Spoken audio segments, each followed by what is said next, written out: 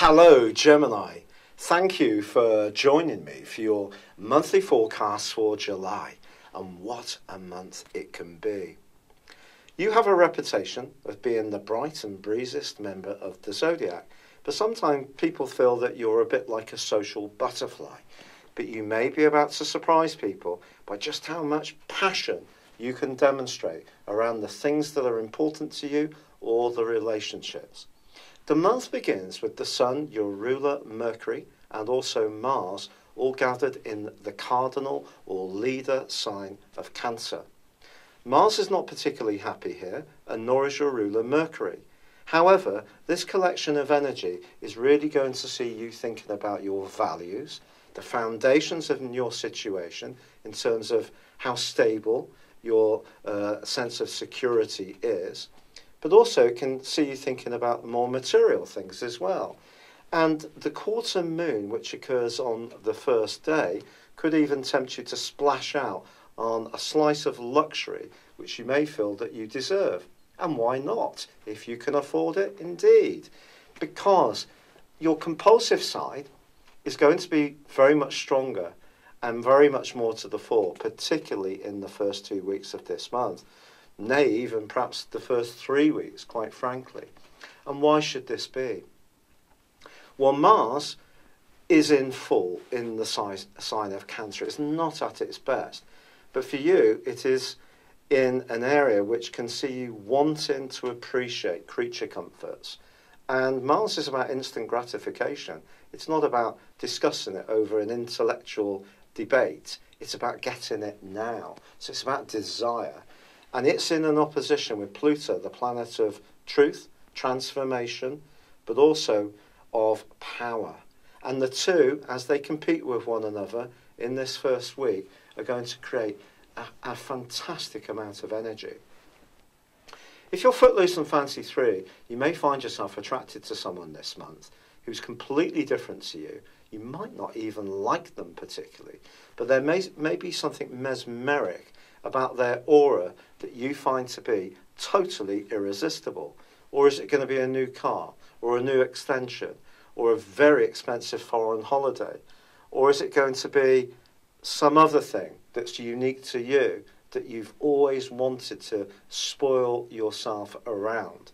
Because the first 2 weeks of this month could see you really compelled to go for it, even if your intellect tells you at another level that maybe this isn't such a good idea.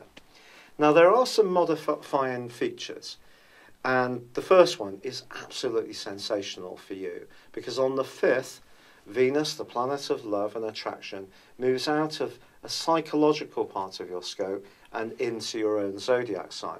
For the rest of this month, if you do splash out, one of the things you may do is give yourself a glamorous new makeover. Your sex appeal is really going to skyrocket with this, and also you're going to find that more than one person is interested in you, whatever your personal status. But on the 6th, your ruler moves into a much happier zone, into Leo. The fire that comes from the Sun, the rulership of Leo, is going to dry out all that damp that Mercury went through in its transit through Cancer, and is going to fire you up. And the two are going to give you a wonderful added vivacity. The two combining help to lighten things up a little bit, but this is flirt, meet and greet territory, and you can do it extraordinarily well. If you do have ideas that you want to impart, you can do so very effectively because your mind is going to be nimble, your charm is going to be maximised, but your desire is so intense and strong that you can push to overcome any obstacles, which can be truly exciting. However, on the 9th, there is a full moon. This full moon occurs in the sign of Capricorn, and it combines with Pluto, the tiny entity which is in opposition to Mars and also the Sun in the first half of this month.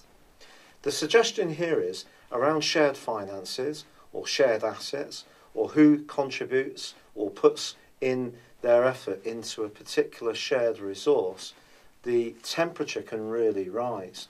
Pluto's about revelations, but it's also about secrets.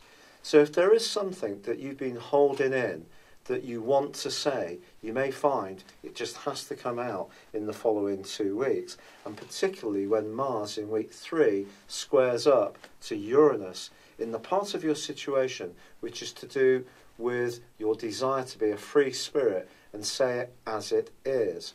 And this may see you deciding to be much more rebellious, even if it does rock the boat a little bit around the more foundation basis of your situation. On the 16th, there is also a second quarter moon, this time in Aries. This is about friendship for you, and your friendships and the values that those people that you're linked to have need to mesh well with yours. If they don't, there could be part of you that wants to escape and find the people that do understand where you're coming from. It's a very interesting dynamic for you in the first couple of weeks of this month. It's almost like you want to push something almost to the edge to see if it will transform itself through some kind of conflict. The conflict could be with someone else, it could be with yourself. It's about testing yourself out.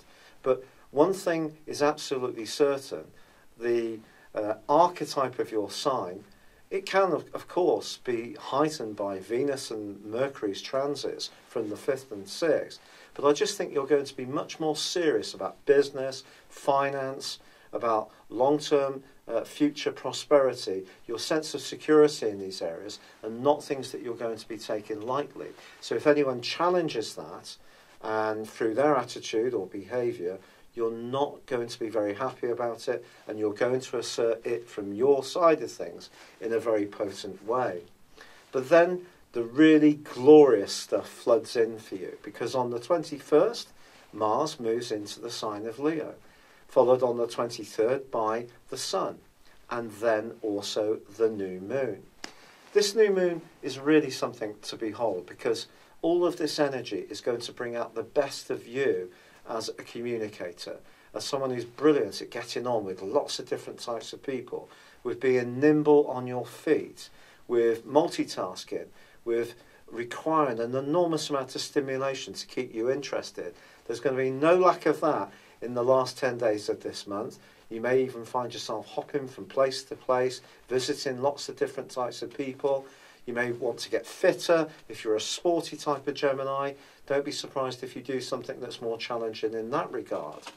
Now, it is true that Venus is opposed by Saturn in your sector of relationships from the 22nd through to the 26th.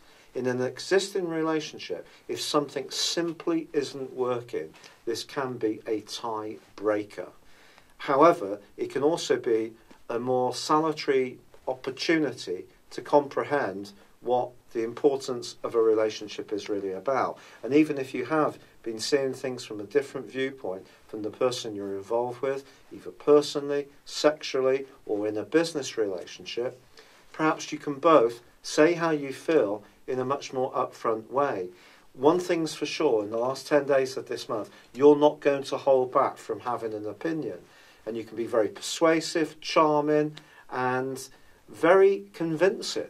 So whatever it is that's important to you this month, expect everything to be heightened in its sense of importance for you beyond pretty well what you would usually experience, because I just think it's going to be very vivid, very passionate, very exciting, but I do think there could be some conflicts threaded through some of it. It's been a real pleasure being with you. Thank you for joining me. Good luck and goodbye for now.